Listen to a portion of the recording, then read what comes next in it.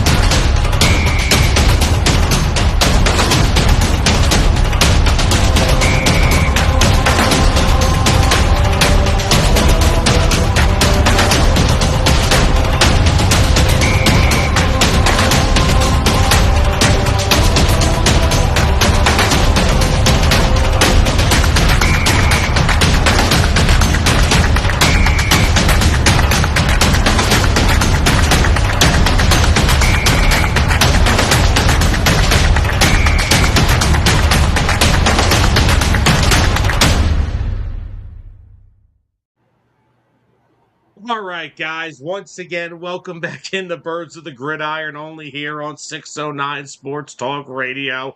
We apologize. We have some isolated storms rolling through our area, so we were having some issues. So hopefully that we don't run into any more of them.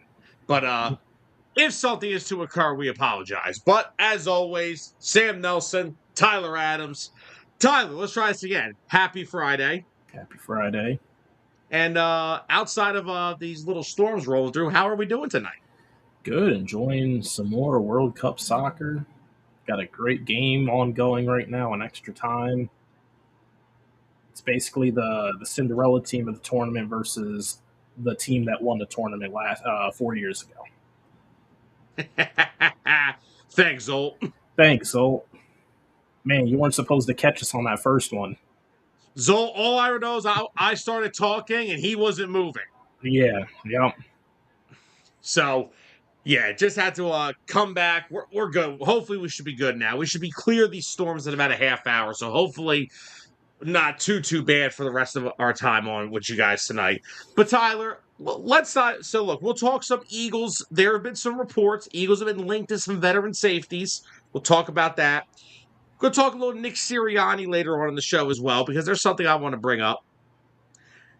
But Tyler, before we got knocked out by the weather, breakout players. Now, what I was explaining right when you lost your internet for a second, I didn't make this obvious. Like, oh, someone's going to, because someone could say, well, where's Jahad Campbell? Well, Jahad Campbell's a full-time starter last year before Nakobe Dean got hurt, before Nakobe Dean came back.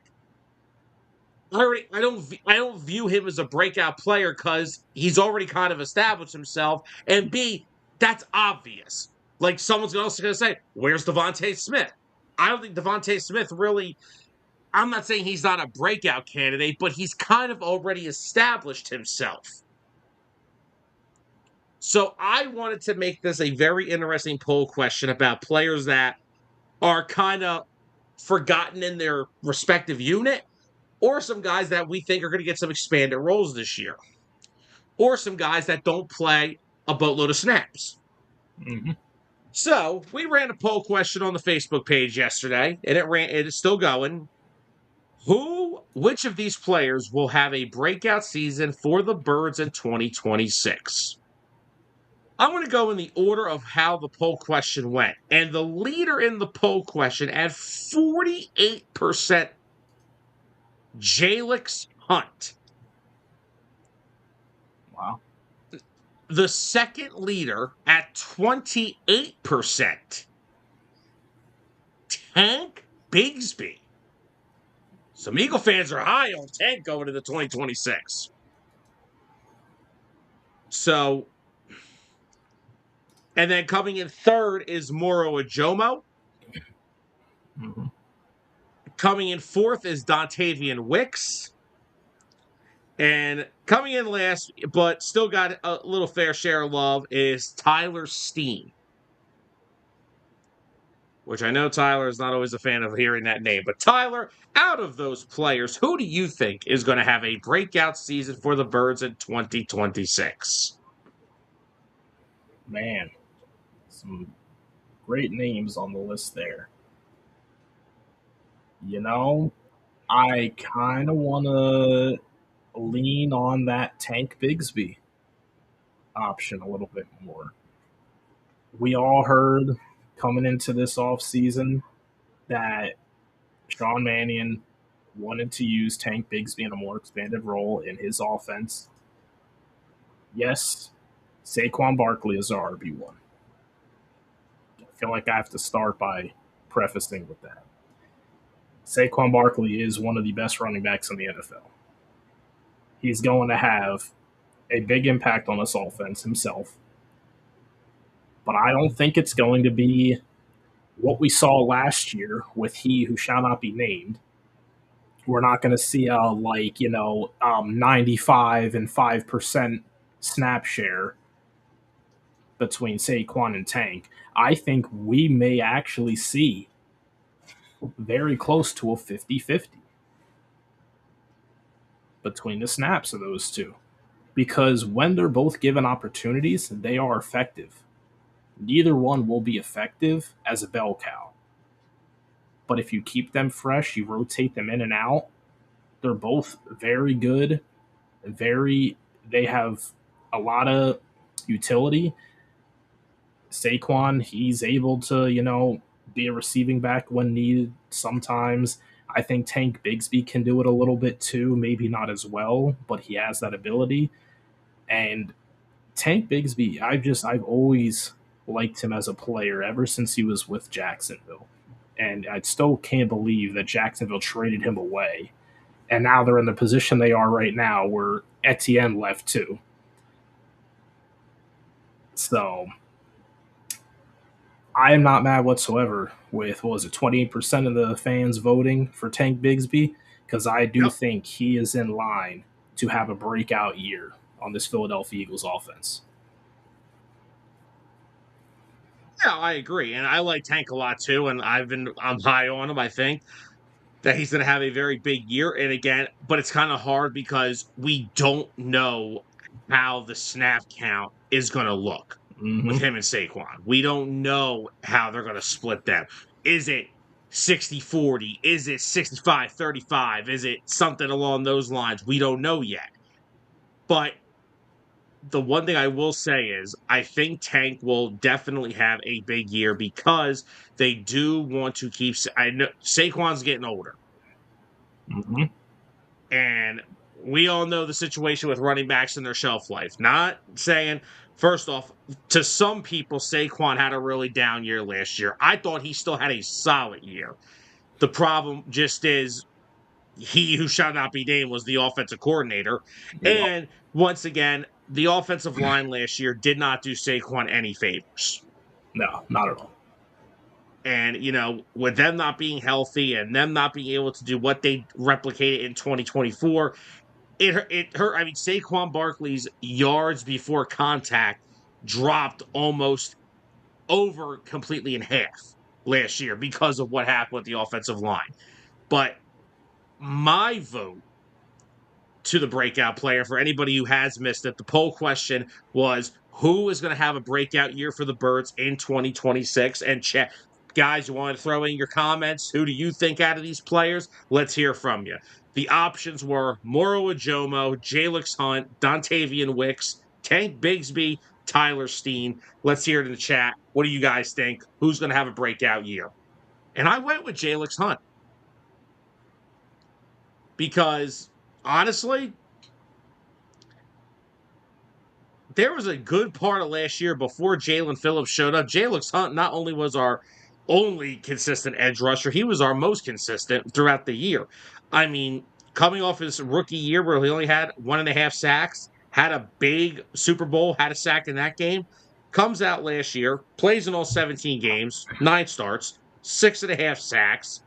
Oh, not to mention he had 3 interceptions, which I think was almost tops on the team, if not He led the tied for team. the yeah, I was like, didn't either he led the team or he was tied for the team lead in Yeah. interceptions. Our edge rusher led the team in interceptions. Yes. Our edge rusher, who's an ex safety that played safety at Cornell, led the team in interceptions. Yeah.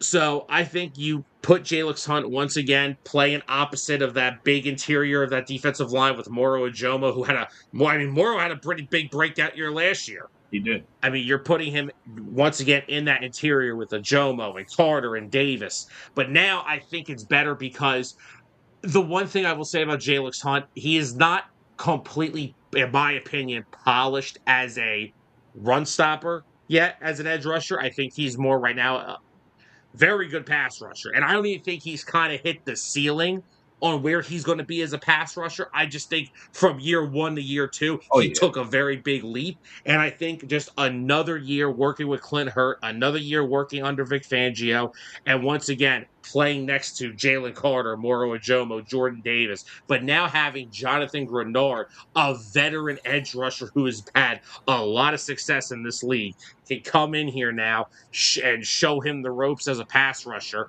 And like I said, I think we talked about this when we were talking about the Eagles defense. I expect Nolan Smith to be the quote unquote starter at edge rusher opposite Yeah. of Grenard because of the fact that Smith and Grenard are really good against the run. Not that Jalix isn't, but Jalix isn't as polished against the run as those two.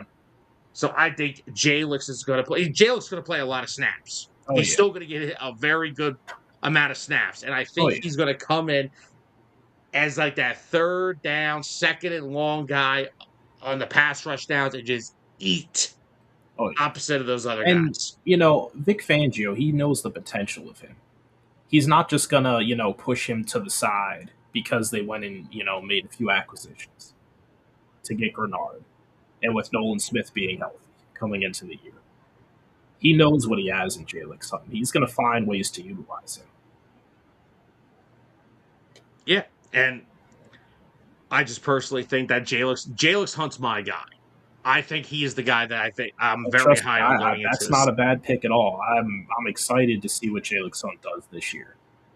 And I'm glad that those two were very close in the voting as well, because I was kind of torn between the two of them. Yeah, I'm very, when Jalix Hunt got picked, we were like, Project Edge Rusher, third round. Didn't really know we were getting. Well, Vic Fangio said, give me a few Yeah, weeks with him and we'll figure this out. he did. It was a quick project, I would say. But yeah, I'm really high on him. I'm high on Jalix going into the year, and I really think he's going to have a big year three. And, he's another guy from that draft class, along with Cooper and Quinion. All of them are up for contracts. Yeah, And once again, it's gonna hurt if I think all three of them are going to get re-signed, but unfortunately, I think that's going to cost us some other players, hmm and I just don't like to see that because I love this team and I love the team that they've put together, and I don't want to see people leave. But yeah. And I mean, I'm always the one to come back and tell you it is something that will happen. You can't keep everybody, especially with how good this team and especially this defense coached by Vic Fangio is. He turns so many guys into superstars. And of course, they rightfully go out and they get paid big contracts. yeah, fighting Philly's going more with Jomo season. Ooh. Yeah, I think Morodromo's going to have that Milton Williams year, and Oh, he's yeah. going to get paid next offseason. Yeah, I was saying Moro Jomo is literally about to go into his "Hey, it's time to pay me" season, and Yes. unfortunately, I don't know that's going to be here. Yes, it's not. And he's going to have a great chance again to make a case for himself playing alongside everyone Grenard, Jalen Carter, Jalix Hunt. I mean, I mean, so we this saw it defensive last year. line, yeah, Jordan Davis too. I mean, you saw it. Anyone you slot in, I think, is always poised to have a big role on the team because their job's going to be that much easier. Because the team's main focus going into any given Sunday or Monday or Thursday is going to Sometimes be Wednesdays. sometimes Wednesdays, sometimes Fridays. it's always going to be Jalen Carter. That's where the focus always lies. And that's why I am not concerned about a long term deal for Jalen Carter. I know that's been something we've been discussing recently on the show. I'm not concerned by it one bit. This is spot on. Jalen Carter will get plenty of dudes paid. Yes. Well, he's already And well, now he deserves to get paid for doing that. exactly, because like I said, Milton Williams got paid to be. And look, I don't want to knock him. I love Milton. I like the Patriots defense with him. But again, I'm going to say it. Milton Williams got paid to be Jalen Carter because he played next to Jalen Carter. Yes. I'm not saying Milton Williams is bad. Milton Williams is a good player, and I am not trying to take that away from him. But come on, when you're playing next to all-time great players, you're going to get some hefty paydays because of it. And Jalen Carter is now, it's his turn to get paid, and right now he got Milton Williams paid. The question is, like I said, Ajomo, it's like I don't like looking ahead past the season that hasn't even started, but when Jordan Davis came out and said that he's been working more on his 3 technique, that kind of indicates that, yeah, Moro's going to have a big year. We're not going to be able to resign him. Yeah. So that's the unfortunate thing. And, an honorable mention that we could talk about real quick is what if Jordan Davis has a breakout year as a pass rusher? We all know him against the run. He's one of the best. Without a doubt. Last year, he started to show a little more flashes, being able to get to the quarterback and finish. This year, working on more 3 technique. Are they actually going to possibly field Jordan Davis more than Moro Ojomo? I don't think so because Vic loves Moro in that 3 technique style. I just think they want to still. I feel like they want Davis to work on his 3 technique, as in, like, we don't want to show our hand to everybody what we're going to do. And plus, you're getting paid a lot of money like Jordan Davis is now. He's gotten better as a pass rusher at defensive tackle every year he's been here. Last year he's running dudes down that he had no business running down 2 years ago. Yeah. So I think it's just to add another little kink in the repertoire that you have of that defensive line. That, now Jordan Davis can get after the quarterback. Now what do I do? Yeah. I think that's one of the indications, but I think a lot of the 3 technique stuff you're hearing with Jordan Davis is, I think they are preparing that if Moro Ojomo has another year like he did last year, I think they're preparing for his possible departure. And Fighting Philly asked, do we think Ojomo will get more money than Milton Williams did? That's a big ask. With an evolving market, I'm just going to say anything's possible. Because this isn't the same market as when Milton got paid. We clearly saw that. Well, here, let me leave you with something. Moro Ojomo last year had 6 sacks. Yep. Right? Milton Williams has a career high of 5. And that came in his last year with the Eagles. Wow. I think it's Yeah. I think I can make the case Moro Ojomo is a better player. You could. Because Milton Williams' whole job here during his time in Philly was to be like that pass rush defensive tackle. And again, I don't want to come across saying Milton's a bad player. Milton's a great player. But if you look at his sack totals throughout his career, you got 2, 4, a half, 5, and then last year in New England he had 3.5. So, if Ojomo puts up, I think Ojomo's easily going to put up another 6+ sack season. He does that, he's going to get paid. He's going to get paid a pretty penny. Oh yeah. Now let's move on to some other players on this list that we put together. We talked about Jalix Hunt a little bit. We talked about Moro Ojomo. How about somebody like Dontavian Wicks, Dontavian Wicks. who, of course, we know the Eagles got from Green Bay and gave a 1 year extension to have him locked up for the future. So, Now, with Dontavian Wicks, it's hard, it's more difficult to gauge because this is a loaded wide receiver rooms in terms of there are a lot of good depth pieces next to him. It's a very similar situation to the locker room back in Green Bay. Now, I think the guys ahead of him definitely are better than anyone that he played next to in Green Bay.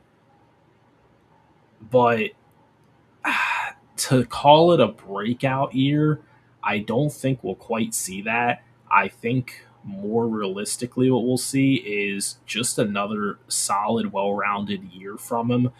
I mean, last year he had 30 catches, 332 yards in 14 games. So we've seen him when he plays more, when he's healthier. He's usually around 40 catches, 450 ish yards around there. I think that's what we could probably expect from him, probably in that 35 to 40 reception range, and hopefully getting maybe a higher end, maybe 500 yards. And hopefully either him or Hollywood Brown are going to be like that home run hitting player where they get the big plays down the field. why that's probably more toward Hollywood Brown's Yeah, that is territory. definitely more towards Hollywood Brown's territory. Wicks comes across more of like chain mover. He can make plays, but more of a chain mover, possession Yeah. guy. I And mean, now fight. his rookie year, he I feel like he kind of, I don't know if it was him or if it was the coaching staff that kind of transitioned him, because he went from his rookie year 2023, he was averaging 15 yards a catch, and then the next year dropped down to 10, and then last year was 11.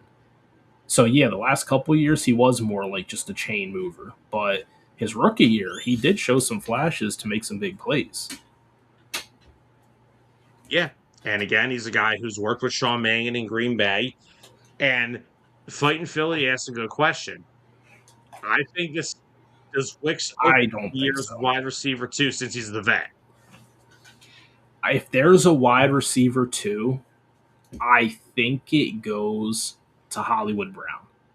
And the reason I say that is because I think, no, hear me out. I think Oh, I'm going Hollywood to hear you plays out. on the outside next to Devontae Smith, and I think Mekhi Lemon takes the slot role. But I'm not saying it's not going to be an open battle between Hollywood Brown and Dontavian Wicks for wide receiver two. I think one of those two will be it, because Mekhi Lemon is most likely going to be your slot receiver. Yeah. So you think it's good? So you think Wicks is kind of just going to be rotating to spend like Devontae or Yeah, Hollywood, and depending. that's the thing. It's going to be one of the two. I think you'll see Smitty on the field majority of the time, unless if he has a big play where he comes off for a play to get a breather. But I think it's more so we're going to see Hollywood and Wicks switch out. So you may have Hollywood out there maybe on earlier in the downs as a deep field threat, and then maybe on the later downs you see Wicks come out there as more of a we need to move the chains kind of guy. Yeah, that is true. Yeah, Fighting Philly, don't forget get out of here with Elijah Moore. Elijah Moore. We'll just say he's going to make the roster and leave it at that. Maybe.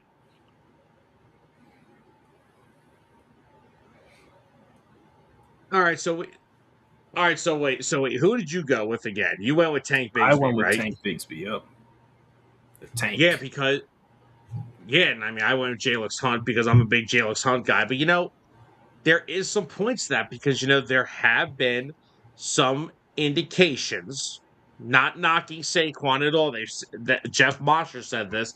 Mm-hmm. Tank's run style kind of fits the Mannion system a little better. So again, it's going to be very interesting to see how much the snap count is divvied up between him and Saquon. I I don't want to say 60-40. I don't think we're there. I don't think this is like Kyron Williams and Blake Corum type stuff.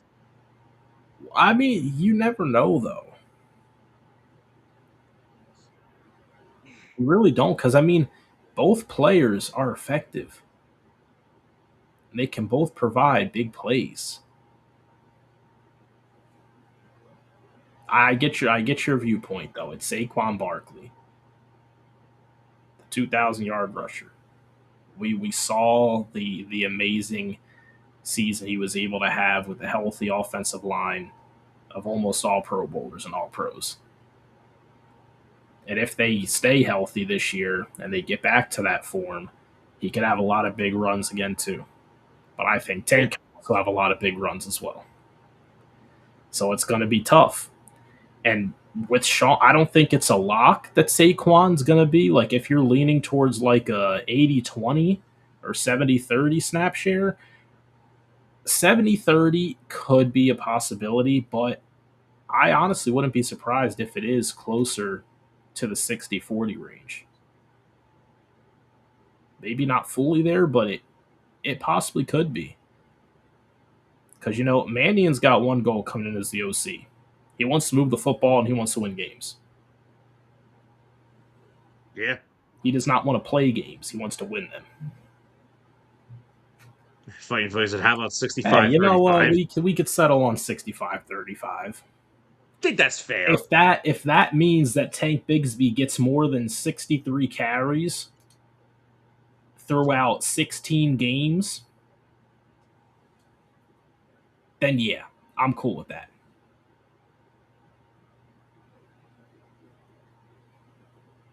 I'm cool with that. Yeah, I'm cool with that. I don't have an issue with that at all. Like I said, I want Tank to get more touches, and I'm a Saquon guy. We know this. Oh, we know. We all know this. Do we really though? We do. We do. I'm always a bit of Saquon guy. Oh, Good question. Over under 5. I think we're gonna look at. I think the more important question we can get into in a second is, do we think we're going to see a more pass heavy or run heavy offense this year? I think if we're looking at it realistically, Saquon might finish the year with 1,300. Okay. And we could see Tank at 500. But that would mean that they're running the football a lot. So if it's more so that they are passing the ball more and starting to run it a little bit less, then I can still see Tank getting that 500-yard mark and maybe Saquon's at like 1,100. Yeah, because once again, and that's the other thing we have to ask ourselves, how much of are we still going to be that run first team as much? Yeah, we don't know. I mean, honestly, maybe this offense, maybe Tank fits this offense better. I mean, yes, it's because of his running style, but maybe it's not built for a bell cow. Maybe it's built to just put the best player in the best position to succeed. And I like how you said about Saquon having like around like 13. We're gonna talk more about Saquon Barkley later on throughout the summer and about what we think his next season will be.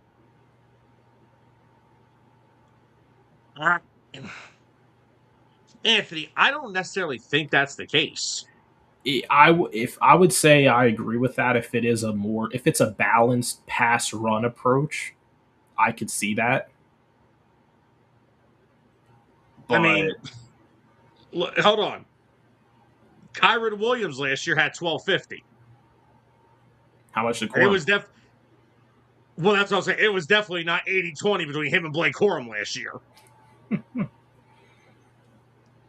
Let's see. Corum had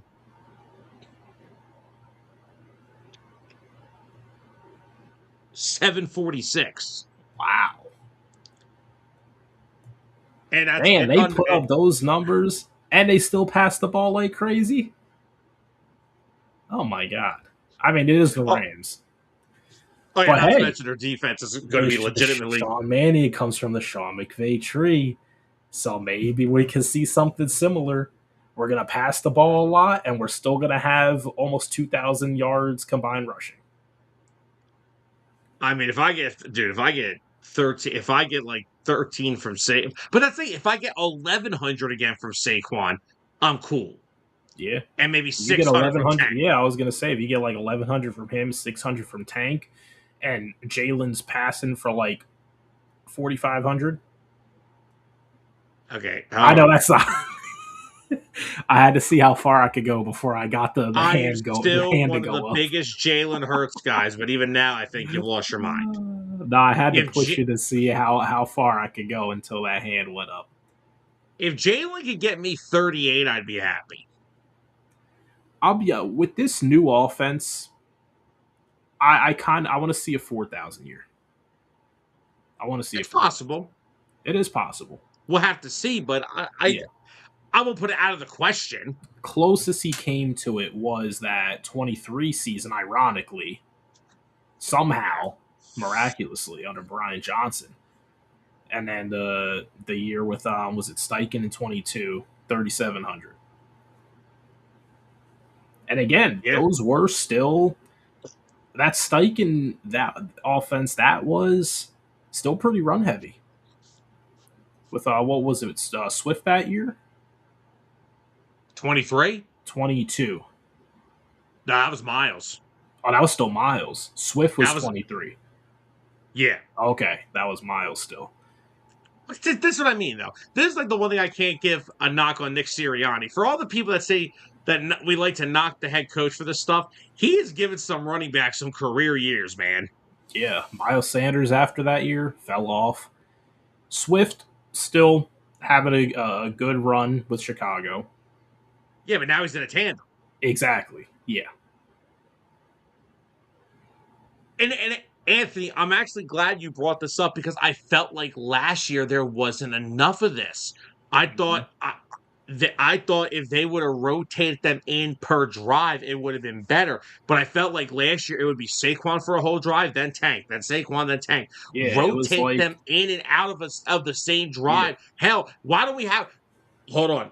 I'm not sure if Kevin Batullo knew you were allowed to do this. Why not put them both out there Oh wow. and line Yeah. them both up next to Jalen? I don't know if Batullo knew that was legal or not because I didn't know it was legal to employ Kevin Batullo in the NFL in I don't 2025 think either. But Patullo had a big enough of a play sheet to include that. no, he had it. He just didn't have much of a brain to think about No, it. the IHOP coloring book is only so big. Did you say the IHOP coloring book? Yes, I did. Did you just say the IHOP? You just, man, you just He went ran out way of too room. I'm far. trying to make excuses for him. All right. No. No.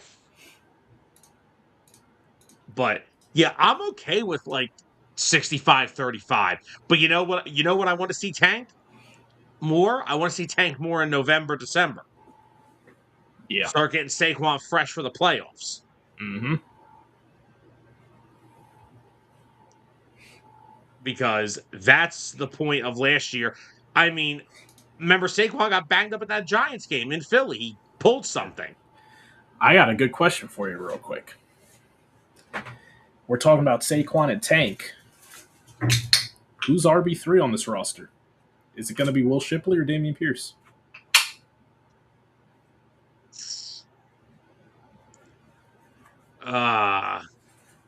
If you're fighting Philly, you're not having a good week. Now, fighting Philly had a rough episode of Hitting Home. We were talking.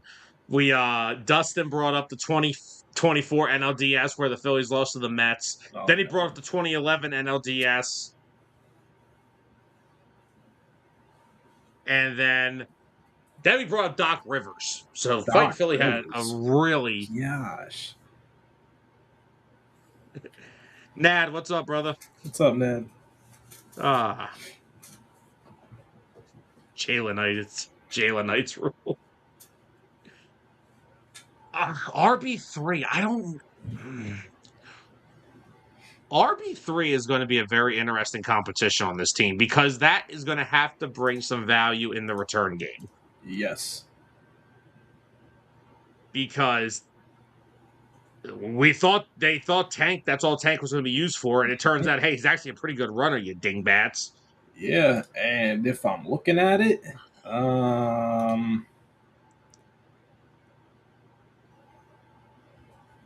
they did use Shipley quite a bit in the return game last year, but Damian Uh, Pierce does have a little bit of a track record of doing it throughout his he career. does. Back with I mean, the Texans. here are the running backs on the roster outside of Tank and Saquon. You have Damian Pierce, Will Shipley, Carson Steele, who they signed to a futures deal at the end of the season, Mm. and Elijah Mitchell, who they just signed, like, I believe, a month ago. So I don't know. Pierce may be the favorite, honestly, because I'm sorry, what did Will Shipley do last year? He didn't do much. Here's what Will Shipley did last year, right? 14 carries, 49 yards. And also, mind you, he played in 15 games. Damian Pierce, oh, let's see. He played a total of 5 games between the Texans and a game with the Chiefs last year.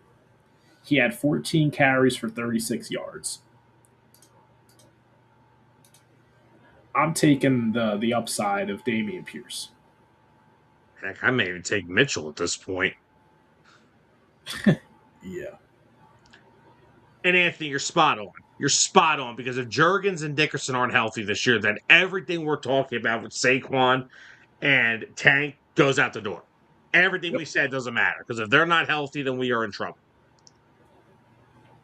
Which is why I'm a little shocked they didn't address depth on the interior offensive line, and they still haven't. Yeah. Unless they're waiting for something. But What are you waiting for at beginning of July now? good question. But no. Now, let's since Anthony brought the offensive line up, let's go over to another person that's on our poll question, Tyler Steen. Tyler Steen did get 5 votes. Wake me up when you're done talking about Tyler Steen. You need to show some respect for Tyler Steen. Well, I think respect is a large word. Maybe, let's start with appreciation, maybe, before we jump to respect. So go ahead. Tell me why I should appreciate Tyler Steen Because he and why you wasn't think as he's going to bad be a as what breakout. you think he was last year.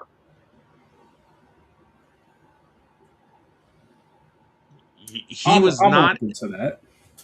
he is not as bad as what people thought he was last year. He was better. Now, was he as dominant as Mekhi Becton? No.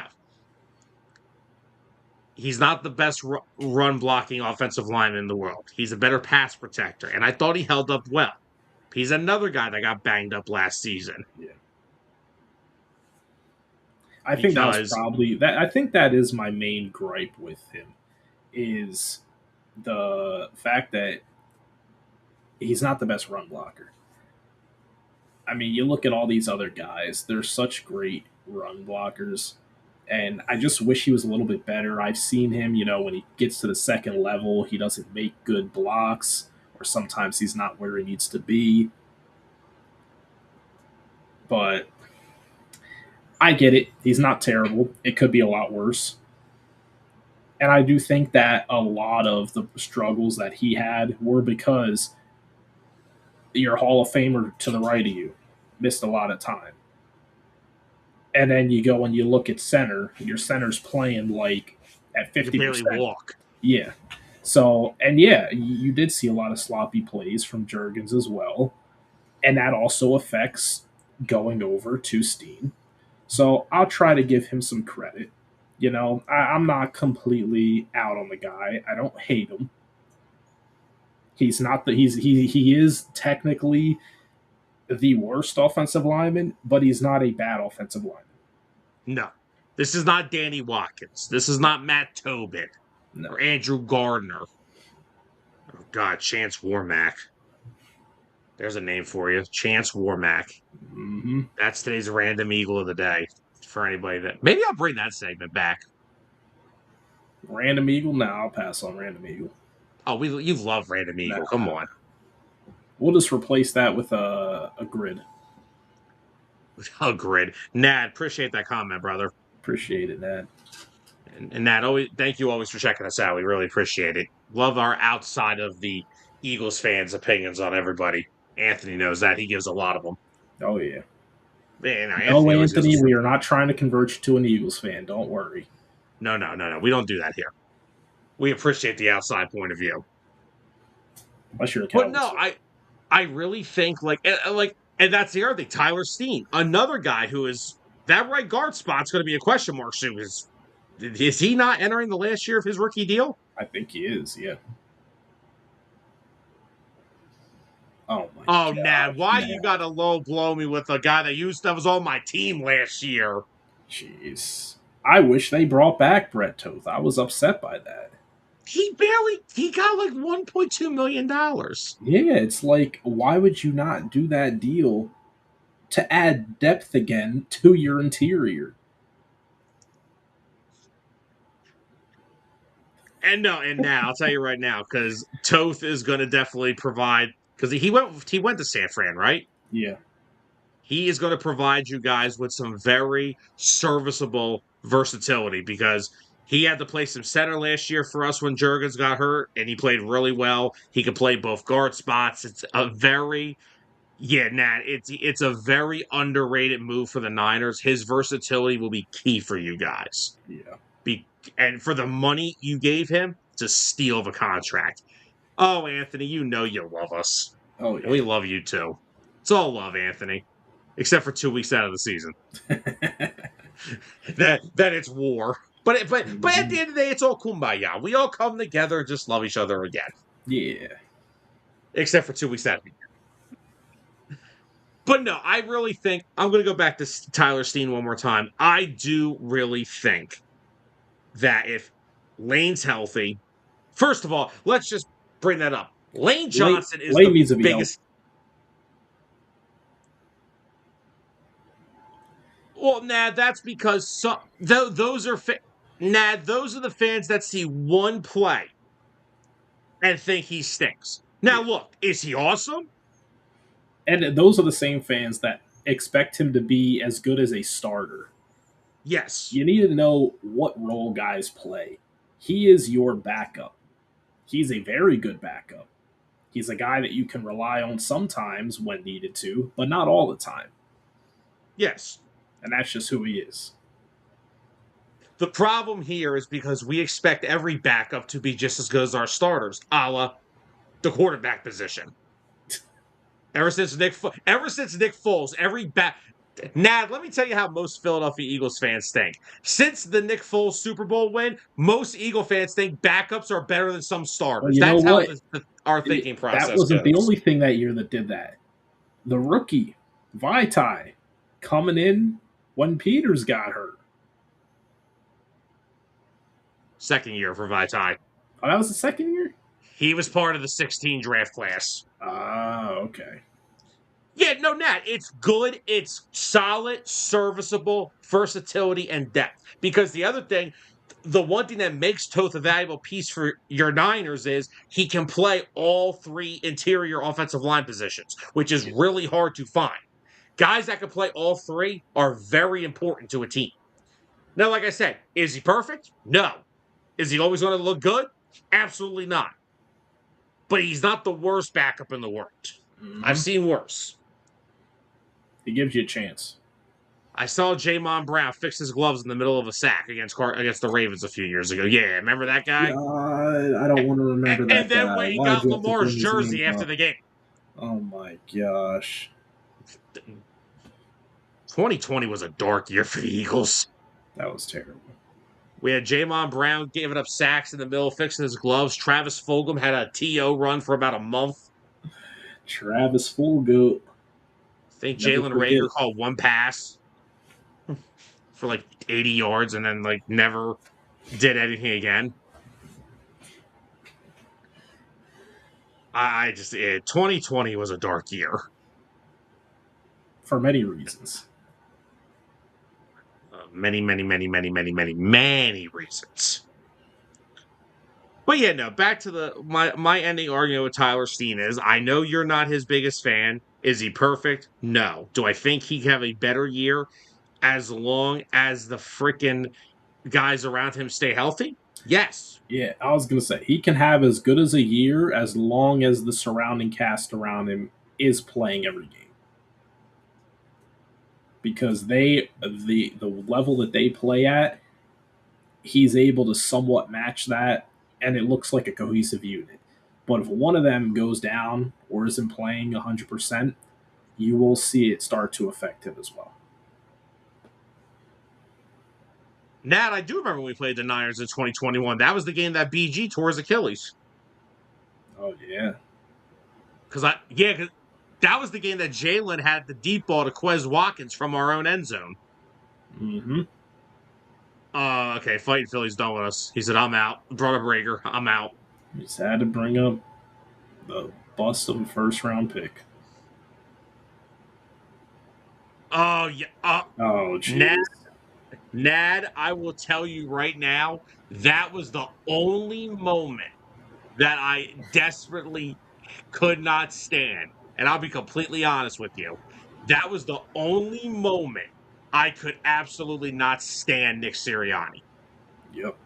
I literally said, were we doing 609 back then or no? Yeah, I think we were. I went off on him on that week's episode because I said you coached that like a fanboy. That drove me absolutely nuts when they did that.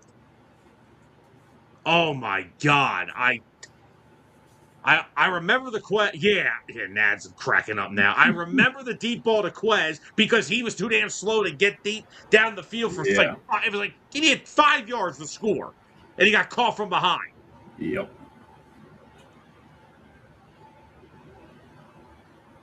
Nat, I wish I could tell you what I did when I saw it.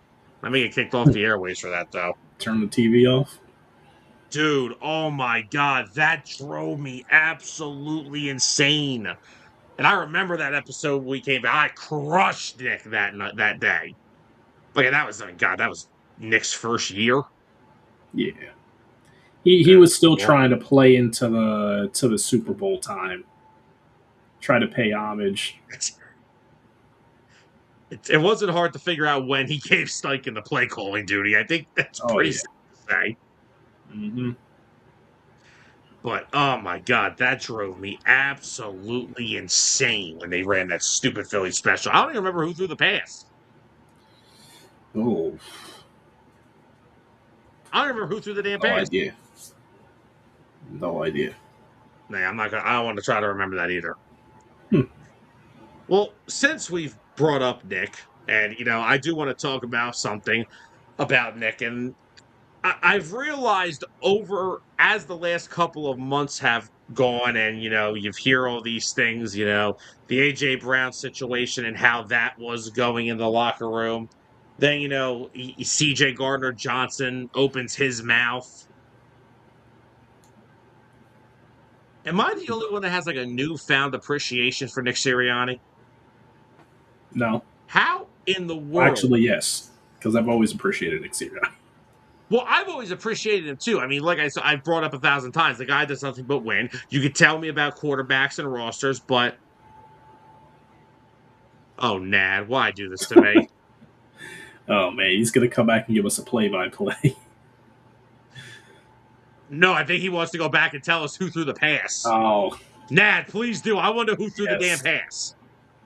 So that way He we can said, be in more pain. well, and Anthony, yes, that is true. Next gen is right because Jalen has not run a lot of play action. I think the most play action he ran was when Steichen was here. But Yep. ever since Brian Johnson and Kellen Moore and name we shall not bring up was here, they don't run a lot of play action. That's why the Eagles did what they did. That's why they brought Makai Lemon in. That's why they still have Smitty and they brought in Wicks. Play action is such an underrated way to open up a receiver's route for him to get him Mm-hmm. open. And we said this all offseason. This is the Eagles saying you are either going to need to improve as a passer, or we have to go find somebody who can do it. Yep. That's all this going into this season is about. I'm not saying Jalen Hurts' time in Philly is over, but if he doesn't improve as a passer, especially in the areas that this offense will need him to so he can thrive, guess what? They will go find somebody that will. And even look, I'm not knocking. Jalen has done nothing but bring success to this team and to this city. But they are not afraid to make a change when the time. I should have known. Of course, it was Greg Ward. He was the next quarterback. I should have remembered it was Greg Ward. Now we remember why he was an ex quarterback. Yeah, pretty much. But no, my point here is he has to get better at throwing over the middle. He has to get better at reading a defense because to be in play action, you have to know where they're going to be and what spot to throw the football at. I'm sure Jalen will still run some of his out of the shotgun stuff where he can read the defense like he's used to, but they are going to tell him, you either need to start fixing yourself as a passer or we will find someone who will. They are not afraid to move on if they know something isn't working. Remember, this is the same team. Now, granted, I understand this quarterback did not bring them the same amount of success that Jalen has, but remember, they paid Carson Wentz after 2019. He was shipped out of here a year later. Mm-hmm. They are not afraid to move on if it's not working. So let me ask you, what would the year have to look like for Jalen Hurts for them to consider that? Anything that looked like last year. If it looks similar to last year, then that's a problem. Because then that means he is not fully ready to adapt to a new system. Because we cannot have, and like I said, I think a big burden has been taken off his shoulder now from the things we've read and the things we've seen. AJ and him just could no longer coexist. And this past year, it came to its head. They could not do it anymore. And there was tension on the football field. You saw it. I think that is a big burden off of Jalen's shoulders now that he doesn't have to deal with somebody that's going to complain every single play. He probably he was probably mad at Jalen like, hey, you didn't throw me the football. We're not even on the field, AJ. The defense is out there. Knowing AJ, he probably got mad at stuff like that. But again, this is like where I'm trying to go with this whole thing. I have a newfound appreciation for Nick Sirianni. The fact that he has had to deal with all this crap between Jalen and AJ, and you got to be a pretty special coach to handle CJ Gardner-Johnson, it clearly shows.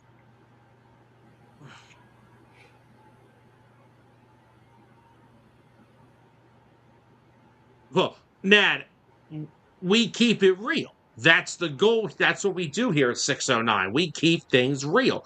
We both love Jalen. He's been a bigger Jalen Hurts fan than I have. I was a big Wentz guy. So when that whole thing went down, I wasn't a Jalen guy at first. But then as he progressed and got better, I started to get sold. But we keep it real here. We know Jalen isn't perfect. I will never come on here and say Jalen Hurts is the best quarterback in football because of this. He's the best quarterback in football because of that. But he's a good quarterback. But he has his weaknesses. He has his flaws. Yep. Nad, we literally have we have another show on this network called Unbiased that Tyler and I also run on Monday nights. That is what we thrive on. We keep it real, we keep it authentic, and we keep it accurate. I'm not here for clicks. I'm not here. I don't care. If people don't want to watch my stuff, I don't care. But I'm not going to come on here and spew BS and lies just so I can get clicks and comments. Yep. I thrive on my accuracy. That's all I try to be here. And that's just my point. And also I like to let my fans be our voice. Like, got you, Anthony, Fighting Philly, all of our great commenters that comment throughout the week with us. I want you guys' voices to be heard. That's why every comment you guys put gets posted right at the bottom of our screen every night. But no, I have let me backtrack here to Sirianni. Oh, hold on. Oh dear God.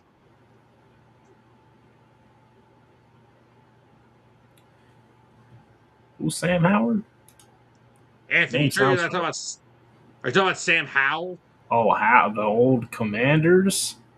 Uh, Heck wasn't no. he? Hold on, we had him on our team and we cut him or released No, him. he was just a free agent at the end of last year. Yeah. Why in the world? No, That's a downgrade. Why are they downgrading? that's a downgrade from Sam Bradford and Mark Sanchez in 2015. My gosh. All right, Anthony. There's a reason for some of them not being shown, and you all Within know why. reason. Not you, Anthony, but some. Hold on. Even one of our other co-hosts, Dustin, knows why some of the comments aren't ever put on here. Oh yeah, Sam Howell is a Cowboy now. No Sam wonder I can't. Howell can remain a Cowboy. Yeah, he can stay in Dallas. I don't want Sam Howell anywhere near here. I'm good. Oh man. But no, what I mean is when I have the newfound appreciation for Nick is like always appreciate him for the winning culture he has brought here. But the fact that he has been able to have this much success in a city where all you hear is noise around him and Jalen. Look, him and Jalen are going through the same stuff that Donovan and Andy went through. The Yeah. difference is, unlike Donovan and Andy, Nick and Jalen have won something in this Yeah, city. they've already won a Super Bowl. Yeah, and it's been the two, unlike Donovan and Andy. But the fact that he was able to keep that team successful through all those egos, and these are not just like little egos, these are size of the link egos. Like, we know what AJ's ego is, but in CJ, my God. Mm-hmm. Yep. There has definitely been a lot of drama around this Eagles group since over the past few years. And I got to give Nick a lot of credit for keeping their focus during all of it. Yeah, Nad, I agree. Sam Howell did have a cannon, and I think he has a really talented arm. He does need somebody to work on him with, making better decisions with certain throws and getting the interceptions down. Because honestly, before they went and drafted Jaden Daniels, I thought Sam Howell might have been going in as a second year quarterback and they might try to develop him more in Washington. Does anybody remember the game in 2023 against the Eagles Oh where my gosh. we had to beat them in overtime because we couldn't stop the slant for the 18th millionth time in that game? Do you know who caught the touchdown to send the game to overtime? Was it Zach Ertz? No. It is a former friend of ours, though. Former friend. I don't know. You lost me on that one. Jahan Dotson. Oh, really? He was still a commander back then. Oh, man. Yeah, see, oh yeah, and that, yeah, Hal was a INT machine before. Hmm. Oh yeah, Natty, he was a beast against. That was the defense that was ran by Sean Desai and Matt Patricia. You mean the We don't got defense to. that didn't know if it was run by Sean Desai or Matt Patricia? Oh, another year that Nick managed to get us through was 2023, even though Jen Nichols got fired for that. I don't know if he almost did, but definitely, there's been a fair share of drama. All I want to say is that Nick has done a good job of navigating the team through a lot of it. Yeah. And That's what you got to do as a successful head coach. You got to be a leader. yeah, because again, it's not like these are small egos. That is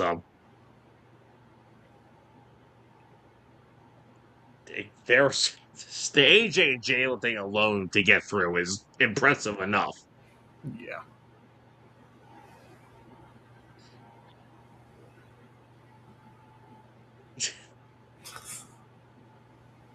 He's not having a good week.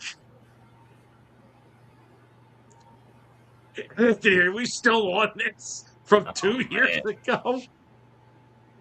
They were Well, looking you know for what, a Anthony? kid. I don't understand it either, so we're in the same boat.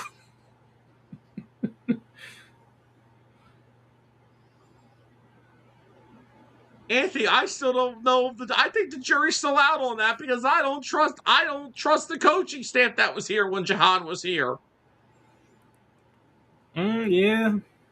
Be real about something. The pass game coordinator was the same for the every year. Stinks. Then he got the OC job. Stunk. And let's look at our wide receivers coach. Who has Aaron Moorhead ever developed? Nobody. Oh, don't say Smitty. Smitty No, was a I'm dog not, limb and he because was ball. I'm not. How dare I ever say Smitty, the guy who won the Heisman in college, developed by Aaron Moorhead? Get out of here. AJ was a proven commodity. Yeah, I don't want to hear all that stuff. All right, Tyler, let's get into our final little segment that I have here. Going to be a little shorter episode tonight, but it's all good. Of course, we did get started, then had to stop, then started again because of the weather, but it's all good in the hood. By the way, why I pull up my safeties that I have the Eagles link to, in case anybody cares, ESPN gave the Eagles offseason grade an A in their offseason grades this week. I mean, they made a lot of good moves. So, there have been some Eagles being linked to some veteran safeties. Nothing imminent. Nothing is really on the cusp of happening. Just some names that have been brought up. So these are Eagles insider Zach Berman has 3 safeties that would make sense for the Eagles to inquire about. Mm-hmm. Grant Delpit in Cleveland, Jesse Bates in Atlanta, and Tyler's favorite, Buda Baker in Arizona. Tyler, if you had to pick out of those 3, who would you take? Buda Baker. You're a Buda guy? I'm a Buda guy.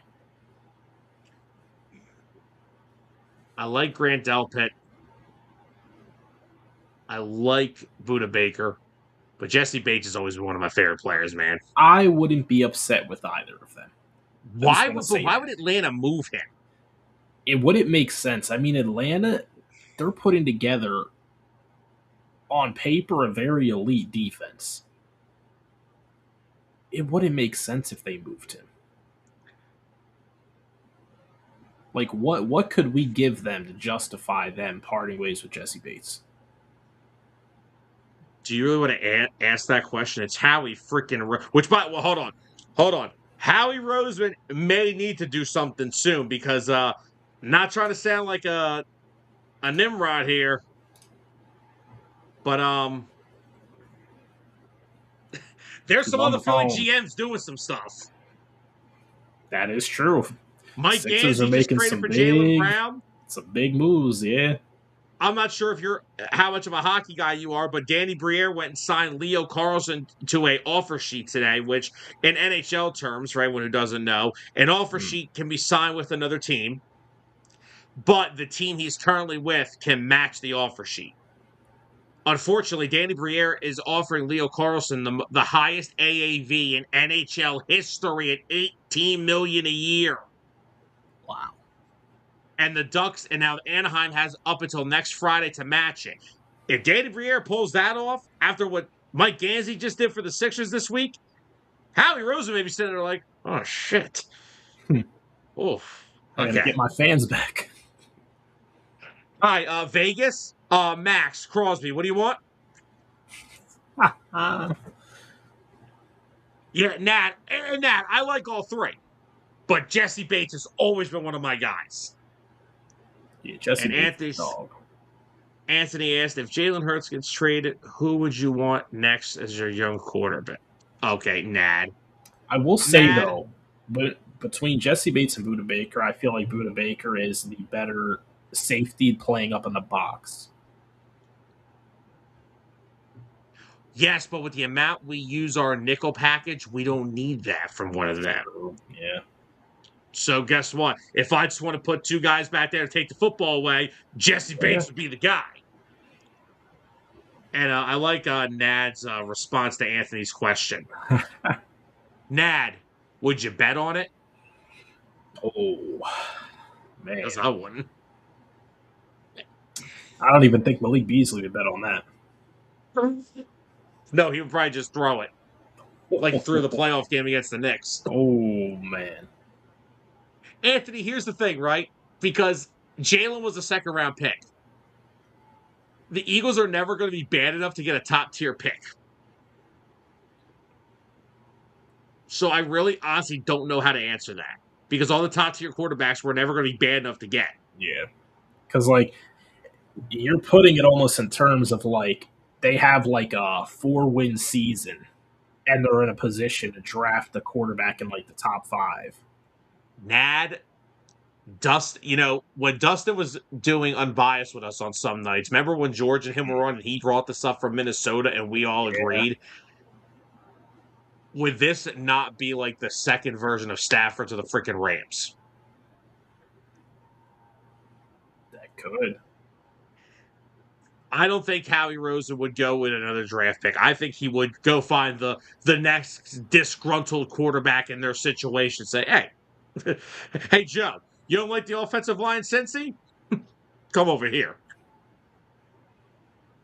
And then watch Joe comes over and Lane retires. Or yeah, Yeah, that's it. he would too. That's He it. would. He'd be like, "Yeah, I can't do this anymore, guys." Send me back to Cincy. Now, there's another article here. This is from Bleacher Report. The Eagles are a potential suitor for free agent safety Taylor Rapp. Coming off a down year which he was dealing with injury, Rapp is unlikely to sign a multi-year contract, but the battle-tested defensive back may just need a one-year prove-it type deal. Any thoughts on Taylor Rapp? Taylor Rapp, when healthy, he is a hell of a safety. If that's the guy that's more easily obtainable and makes more sense financially for the team, I'm all for Taylor Rapp.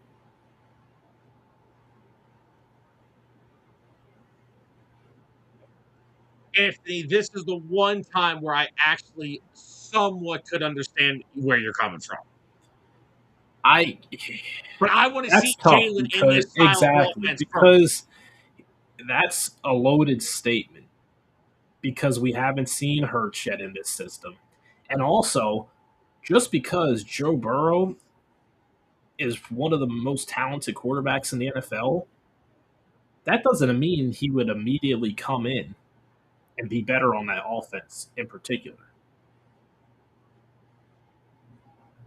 Yeah, no. Everything, like George said, everything is about systems. Yep. Just like the 49ers medical staff system is terrible. Yep. Zolt, You need to not be a doing this. you need to be a fundamentally sound organization. That is true. Zolt, not doing this crap. Okay, so yeah, let's watch Joe Burrow do that and then miss the next 10 weeks.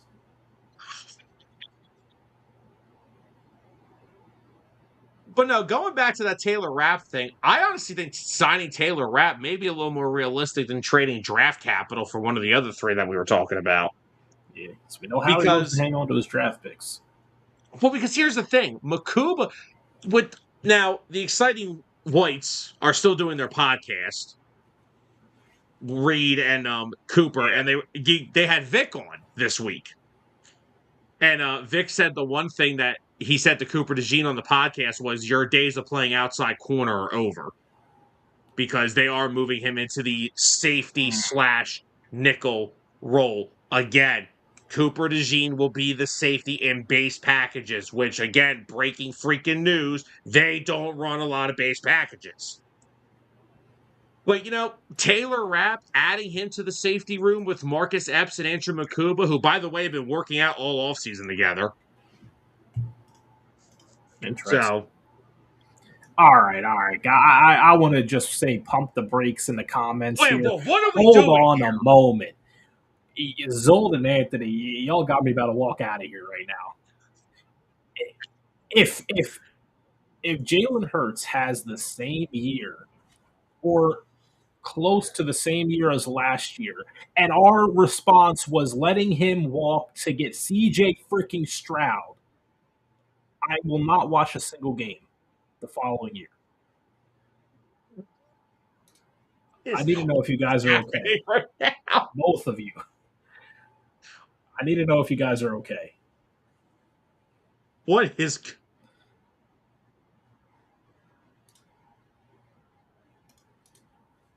Oh man, do I even have to bring it up?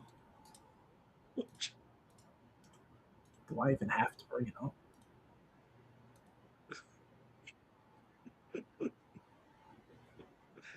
What is the. You know, Zol, if I'm being honest, if there is a quarterback I would want the Eagles to part ways with, it would be Patrick Mahomes. If you told me, oh, the Eagles are moving on from Jalen Hurts for Patrick Mahomes, I wouldn't question you. Now, Burrow, if it was Burrow, I would say, is he going to play enough games in the season to actually get us anywhere? Soul said I broke news earlier. Second favorite thing after breaking Zol. hosts. Fighting Philly, You I have got me no this idea what's time, Zol. You didn't get Sam. You got me. Fighting Philly, I have no idea what's going on right now in this chat. Ridiculous. Yeah, we're not even All going right, down this road. CJ Stroud gets no mention. let me ask you this. Somebody brought this up a few weeks ago. What if he doesn't get a new deal in Baltimore? What about Lamar?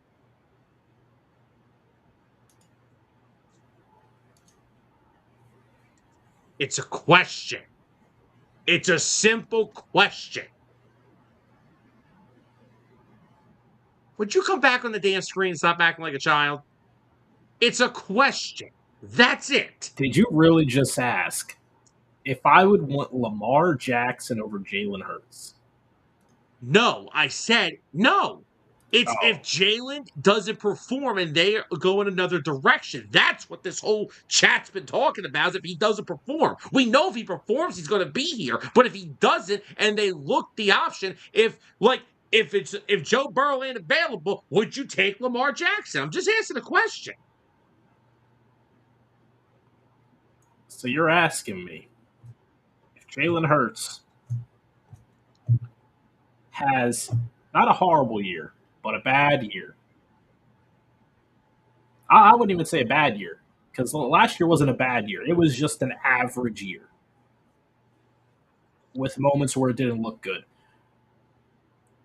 Why would I want to just sign a guy who, okay, cool, he won two Super Bowls, or not two MVPs. I say, wait, Correction, he two wishes he won MVPs. 2 Super Bowls. He can't make it to the damn Super Bowl. He can barely make it to his own conference championship game. It was just a question. I'll keep this simple. I'll say this and leave it at this. There's two guys that could be viable replacements if Hurts has a bad year, and neither of them will ever happen. It's Patrick Mahomes or Joe Burrow. Not even Josh Allen. Not even. Now, we No, know Josh Josh Allen's is. not leaving Buffalo. But here's the thing: Josh Allen's not leaving Buffalo. Patrick Mahomes ain't leaving Kansas City. Well, hold on. Also, it comes to Josh Allen. You want to talk about Another guy. playoff shortcomings? Hold on now. Well, yeah. Well, let's look at Jalen Hurts and Josh Allen head to head, shall we? I made my decision already. This show took a turn Oh somewhere. man. You know what? Let's go back to the question that started it all, shall we? Hold on. Let's see. Where was it? Dear. Where was it? Oh, Nat said yes for Josh This Allen. Oh my this god. right here. Let's go back to the question that started it all. My answer is they draft a rookie. Ooh. No, because here's how it'll. Because I don't think there would be someone they could trade for that would make sense to move on from Jalen Hurts. Tyler, let me ask you that, and I want you to be the utmost honest with me. You don't Oh, think that Howie Roseman, if Jalen Hurts does not perform to, because remember something, this is not talking about Jalen as, oh, they're just going to get rid of him like Carson Wentz. This is the final year of fully guaranteed money in Jalen's contract. So the Eagles, they have a choice. They either, he has a big year and they have to pay him again, or he struggles and they choose to move on.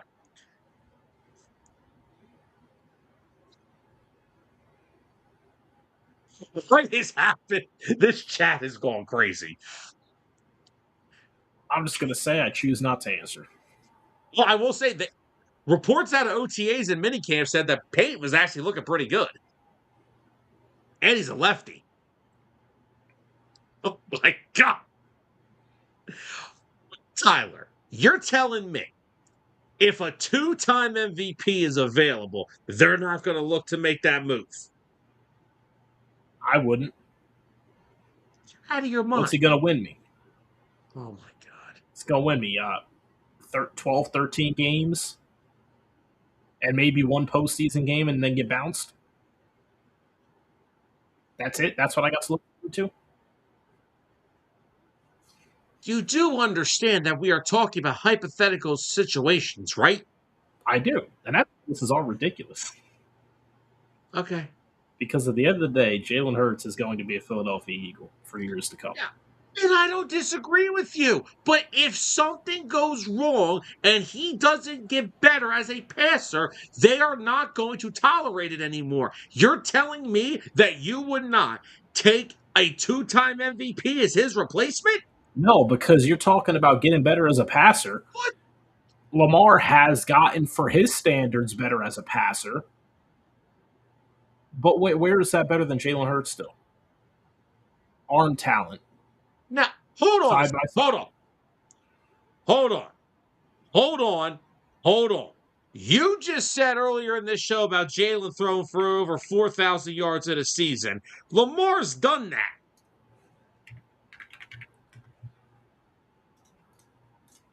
Yeah, because they were barely running the football. How many attempts did he have? Yeah, he's throwing the freaking. He's throwing for 4,000 to Rashad Bateman. Let's see. That was 474 passing attempts. 474 passing attempts. What in the world are we doing right now? What's our next topic? That's it.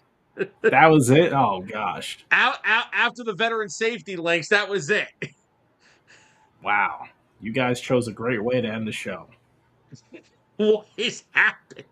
Can we just end the show with saying this? And Nad helped us touch on this subject earlier. We are realists. We both love Jalen Hurts. We know he's not perfect. What do we want to replace him? Absolutely not. Why this topic came up? Ask the Commanders fan. Thanks, Anthony. He put this chat in this show in the holster, just started unloading. Oh, man. I can't believe I had to sit through this conversation of replacing Jalen Hurts. This show went off the rails. Gosh. And well, why does Jalen Hurts? Why does Jalen always have to be the quarterback when this is talked about? Do you hear Baltimore talking about replacing Lamar Jackson if he doesn't perform for them? Well, they haven't given him a new deal yet, so. That's because he wants to reset the market. Okay, breaking news. That happens every 6 months. Yeah, exactly. And I mean, yeah, winning 2 MVPs. Who knows? Maybe if Jalen doesn't play well, maybe 5 years from now, Cole Payton resets the market. Nad, I wish you would have found us when we were doing 609 in the beginning and I was anti-Hertz. Those were the greatest shows ever because those were full-on heated debates. Oh yeah, they got intense. Whoa, whoa, whoa, whoa, whoa, whoa, whoa, whoa, whoa, whoa, whoa. Draymond Hurts. What in the world is that supposed? I'm not even ask. I'm not even asking what that's about. Don't want to know. Tyler, do you have anything else you want to bring up on this damn show? No. Except my brain hurts. That is all. Brain hurt. My brain hurts. All right, guys, you broke Tyler's brain. Good job. With that being said, everybody, we are going to wrap up this episode of Birds of the Gridiron. We talked some Eagles breakout players.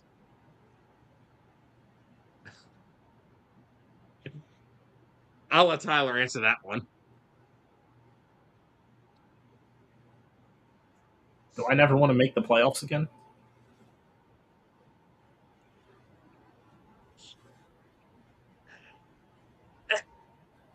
Tyler, is it time to say goodnight? I think it's time to say goodnight.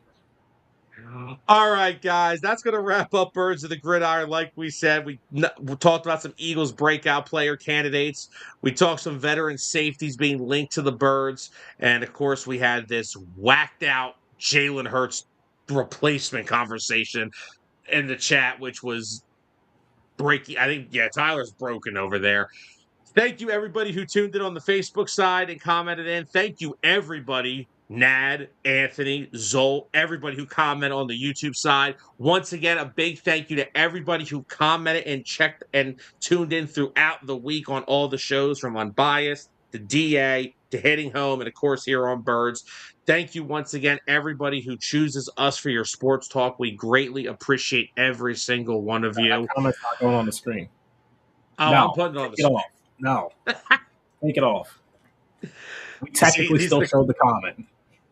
These are the conversations we love having with you guys on a weekly basis. This is why the chats are what's the best part of 609 Sports Talk Radio shows, because you guys and your comments make the shows worth it to us. And we once again thank you for picking us for your sports talk every week. We always have a good time, bunch of laughs, and we're all torturing Tyler right now, which I'm enjoying because usually it's me getting tortured. But guys, 4th of July is tomorrow. There is a heat wave still in effect. Please, everybody, be safe, be cool, be hydrated, and stay safe and have a safe holiday weekend. Spend it with your loved ones, your friends, and family. Have a happy 4th, everybody. We'll be back at it on Monday with Unbiased. So once again, guys, thank you, everybody who tuned in throughout the week. Thank you, everybody who commented throughout the week. And we will see you guys back at it on Monday. For Tyler Adams, I'm Sam Nelson. Jalen Hurts is still the damn quarterback of the Philadelphia Eagles. Have a good weekend, everybody. We'll talk soon. The following has been a presentation of 609 Sports Talk Radio.